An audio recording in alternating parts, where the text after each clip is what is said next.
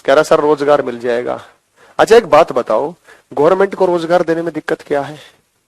खूब सारे स्कूल खोल के टीचरों की भर्ती कर दें, खूब सारे थाने खोल के उसकी दरोगाओं की भर्ती कर दें, खूब सारे रेल इंफ्रास्ट्रक्चर करके रेलवे में भर्ती कर दें। क्या दिक्कत हो रही है सरकार को? क्यों नहीं कर रही? आपको क्या लगता है क्यों नहीं कर रही?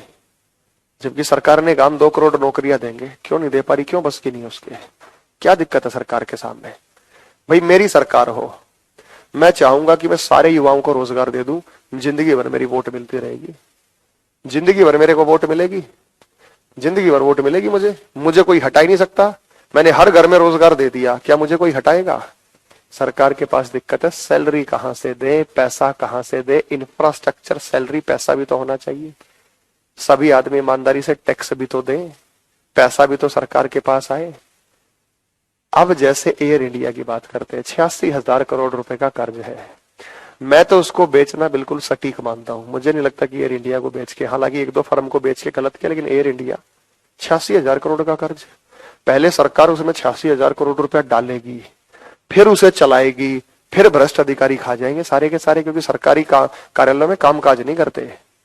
मैं तो खुद कह रहा हूं, जब मैं हरियाणा का हूं और मेरा गांव दिल्ली के बिल्कुल बॉर्डर पे है, और आज भी 8-8 घंटे लाइट नहीं आती, क्योंकि बिजली सरकारी है और बिजली की कोई कमी नहीं है।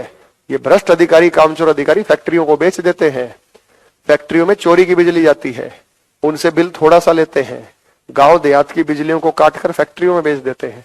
आज दिल्ली में ले रहा हूं, प्राइवेट है। हम दिल्ली में बहुत टाइम से रहे थे, शुरुआत में, पहले भी आए थे। जब दिल्ली में बिजली सरकारी थी, यही हाल दिल्ली में था, दिल्ली में भी ऐसा ही था, जब तक प्राइवेटाइजेशन नहीं हुआ था। कांग्रेस के टाइम में शीला दीक्षित कर गई प्राइवेट, इसको 3 कंपनियों को ठेके मिल गई, टीपीडीडीएल, बीएसईएस, राजधानी। तीनों में कंपटीशन है, तीनों में कंपटीशन है, तो रेट पूरी दिल्ली में बिजली के पूरे भारत में सबसे कम है। तो फायदा हुआ नहीं हुआ? और 1 सेकंड का झटका नहीं लगता। कहना क्या चाहते हो? ये कहना चाहता हूं कि प्राइवेटाइजेशन, अमेरिका में देखा आपने प्राइवेटाइजेशन? क्या सरकारी नौकरी अमेरिका में? कोई सरकारी नौकरी अमेरिका में? ये उसी तर्ज पर चल रहे हैं। तो ये चाहेंगे, लेकिन प्राइवेटाइजेशन करो, लेकिन सैलरी उतनी ही दो, भत्ते उतने ही दो, वैकेंसी तो आएंगी जब प्राइवेटाइजेशन होगा। वही तनख्वाह दो जो सरकारी स्कूल का टीचर लेता है 1 लाख 1.5 लाख रुपए, वही तनख्वाह प्राइवेट स्कूल के टीचर को देनी चाहिए। गांव में प्राइवेट स्कूल है, 5-5 हजार रुपए में पढ़वाते हैं, 5-5 हजार रुपए में पढ़वाते हैं, 7-7 हजार रुपए में पढ़वाते हैं। तो गवर्नमेंट को उनको देनी चाहिए फंडिंग, कि भाई कुछ खर्चा हम देंगे। जैसे मान लो क्या करे, गवर्नमेंट ने प्राइवेटाइजेशन किया, तो गवर्नमेंट कहे भाई प्राइवेट स्कूलों को भर्ती करो, सरकार टीचर भर्ती करेगी, एंट्रेंस एग्जाम से भर्ती करेगी, आधी सैलरी तुम दोगे, आधी सैलरी सरकार देगी, इनको पूरी तनख्वाह देंगे। क्लर्क भर्ती करना है, आधी सैलरी वो दे प्राइवेट बैंक वाले, आधी सैलरी सरकार दे, बढ़ाएंगे। आपके गांव देहात में नहीं पढ़ाते 2-2, 3-3 हजार में टीचर पढ़ाते? नहीं पढ़ाते, 800 हजार रुपए में पढ़ा रहे हैं। ये हालत है, तो ये शोषण है। कोई भी मान्यता प्राप्त स्कूल में ऐसी दुर्गति नहीं हो सकती। तो आप बताओ कहां का ये सलीका तरीका है? मैं ये नहीं कहता कि सारे सरकारी आदमी काम नहीं करते, करते हैं, मेहनती भी है, ईमानदारी, लेकिन कुछ वाकई में कुछ भी नहीं करते, शून्य है। इसीलिए तरीका सही होना चाहिए। कि एक बच्चा कह रहा है मिनिस्टर की क्या जरूरत है? फिर मिनिस्टर की आप एक बात बताओ, केवल जरूरत है लॉ और ऑर्डर को मेंटेन करने के लिए। राजा की आवश्यकता क्यों होती है? लॉ और ऑर्डर को मेंटेन करने के लिए। लॉ और ऑर्डर मेंटेन रहे, कोर्ट रहे, सब कुछ रहे। आपके घर में मुखिया की आवश्यकता क्यों होती है? आपके घर में हेड, हम मानते हैं कि जब तक दादा जीवित रहेंगे सब कुछ अच्छा रहता है, पिताजी जीवित रहेंगे सब कुछ अच्छा रहेगा, हम बेफिक्र रहते हैं, लॉ और ऑर्डर मेंटेन रहता है। तो जब लॉ और ऑर्डर मेंटेन रहता है ना, तो वो सब होता है। तो इसलिए मैं कह रहा हूं, कहते हैं सरकार किस लिए सब प्राइवेट कर रहे हो, हवा में बोल जाते हैं कुछ भी। भाई मेंटेनेंस भी तो है, सड़कें भी बननी है, रेवेन्यू भी होना है, टैक्स भी जनरेट होना है, लेकिन करप्शन इतना है कि सब पैसे खा जा रहे हैं।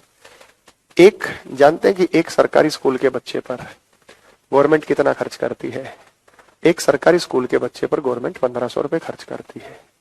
जब 1500 रुपए खर्च करती है फिर भी उसकी हालत बेकार है। इससे बेहतर क्या है, 1000 रुपए प्राइवेट वाले को गवर्नमेंट दे और कहे भाई इस टीचर को पूरी सैलरी दोगे, पूरी तनख्वाह दोगे और हम आपको देंगे। लेकिन ये गलत है ना कि सैलरी, अब गवर्नमेंट क्या कर रही है, कॉन्ट्रेक्चुअल जॉब निकाल रही है और वो उसमें तनख्वाह को घटा रही है। देखो हमारे लिए तो बहुत अच्छी बात है। As a coaching institute owner की मैं बात करूं, एज ए टीचर की बात करूं, तो मेरे लिए तो प्राइवेटाइजेशन खतरा है। मैं तो चाहता हूं खूब गवर्नमेंट नौकरी निकले, खूब बैच बने।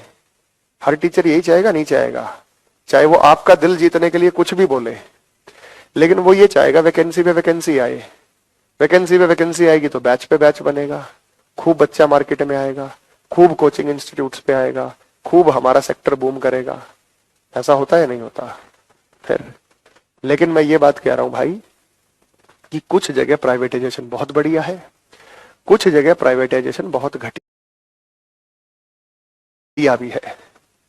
कुछ बढ़िया है, कुछ जगह घटिया है। बैलेंस लेकर चीजों को चलना चाहिए।